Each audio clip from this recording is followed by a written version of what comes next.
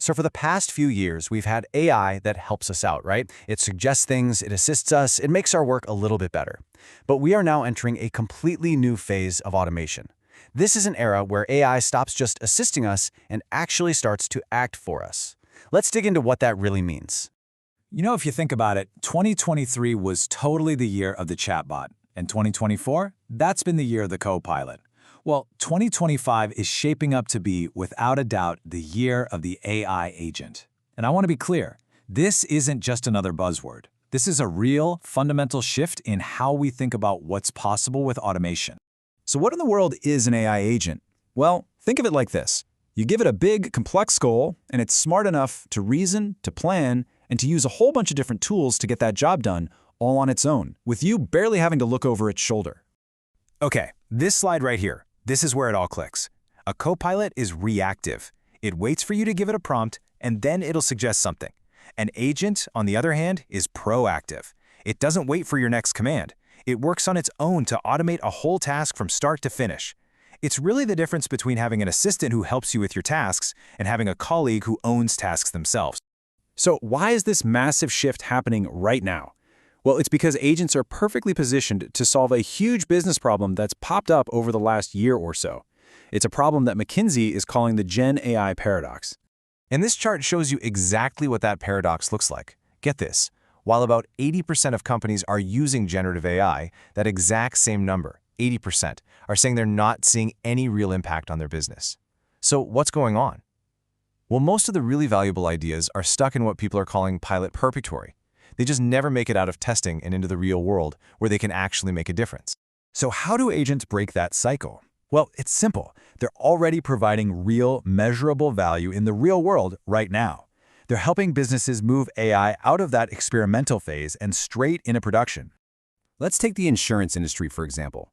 Imagine a big storm hits. Suddenly, these companies are just flooded with thousands of claims. It creates these massive bottlenecks where it can take 4, 5, even more days just to clear the backlog. So here's the solution: a team of agents. We're talking about a multi-agent system where 7 different specialized AIs all work together on one claim. You've got an agent that plans the workflow, an agent that sniffs out fraud, one that confirms weather data, another that handles the payout. They act like a tiny digital workforce. And the result? It's incredible. An 80% reduction in processing time. We're talking about taking a task that took days and shrinking it down to just a few hours. Okay, now let's look at another field where the stakes are incredibly high: healthcare. Pathologists have this critical job of spotting cancer in tissue samples, and it's a process where any delay, any tiny error, can have absolutely massive consequences. Now imagine an agent that acts as a 24/7 pathologist's assistant. It's been trained on thousands and thousands of biopsies, and its whole job is to analyze samples and find those microscopic patterns that point to cancer. The benefit here is just profound. It can assist human doctors with 99.5% accuracy, helping them make faster, better decisions. This isn't just about being more efficient. This is about enabling earlier, life-saving treatment. And for one last example, let's jump into the super fast-paced world of finance. You've got these volatile markets that run 24/7. Both human traders and even the simple algorithms they use often just can't keep up. They're too slow to process all the data and react effectively. But AI trading agents, they thrive in this environment. They use these highly specialized financial models to just tear through market data, predict trends, and then autonomously execute trades with unbelievable precision. And this is where we're seeing some of the clearest return on investment, with some platforms hitting documented win rates of 65 to 75%. Okay, so we've seen what these agents can do, which is pretty amazing. But how do they actually, work? How do they think? Well, their ability to act on their own is built on this cognitive architecture that has 4 key pillars. And this whole architecture works in a continuous loop. It kicks off with perception. That's the agent sensing its environment, seeing the data. Then comes reasoning, where it actually plans things out and breaks down big tasks into smaller steps. Third is memory, which is how it learns from everything it does. And finally, you have action, where it actually uses its tools to get the job done. It's really a digital version of how we humans see, think, remember, and act. Now, of those 4 pillars, memory is what really allows an agent to get smarter over time. It has short-term memory. You can think of that as its active workspace for the task it's on right now. But the real game changer is its long-term memory. That's its permanent library, an external knowledge base where it stores everything it's ever learned, facts, your preferences, past successes and failures, to make better decisions in the future. So, now that we have a feel for how they operate, let's talk strategy. What does the rise of all these agents really mean for the future of our jobs and how our companies are structured?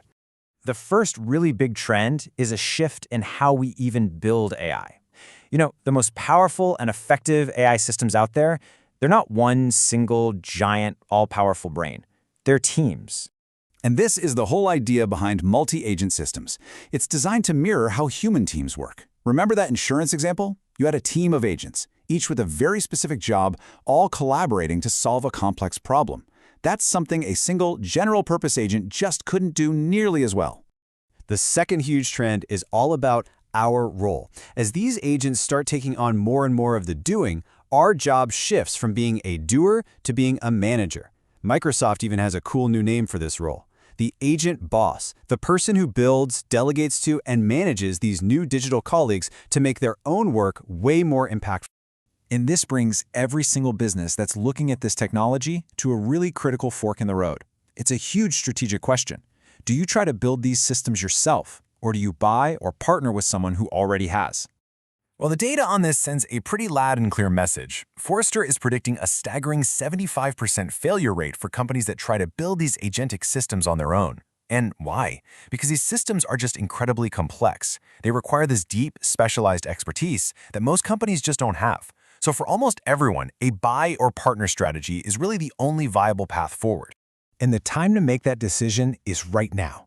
Gartner predicts that by 2026, which is not far away, 40% of all enterprise applications will have these task-specific AI agents built right in.